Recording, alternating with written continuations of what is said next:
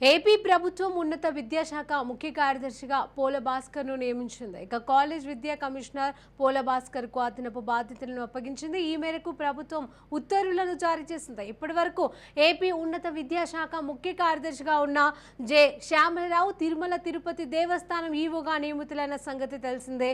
ఇక టీటీడీ ఈవోగా ఆదివారం ఆయన బాధ్యతలను స్వీకరించారు. ప్రస్తుతం ఈవోగా ఉన్న ధర్మారెడ్డిని ఏపీ ప్రభుత్వం తొలగించింది. దీంతో ఖాళీ ఏర్పడటం ప్రభుత్వం ఈ మేరకు నిర్ణయం తీసుకుంది. కాగా ఏపీ ప్రభుత్వ విద్యపైన ప్రత్యేక దృష్టి సారిస్తోంది.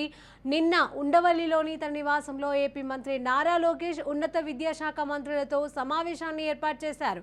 రాష్ట్ర వ్యాప్తంగా విద్యా దీవెన, వసతి దీవెన పథకాల కింద ప్రభుత్వం విద్యార్థులకు చెల్లించాల్సిన బకాయిల వివరాలను సమర్పించాలని రాష్ట్ర మానవ వనరుల ఐటీ ఎలక్ట్రానిక్స్ శాఖల మంత్రి నారా లోకేష్ ఆదేశించారు.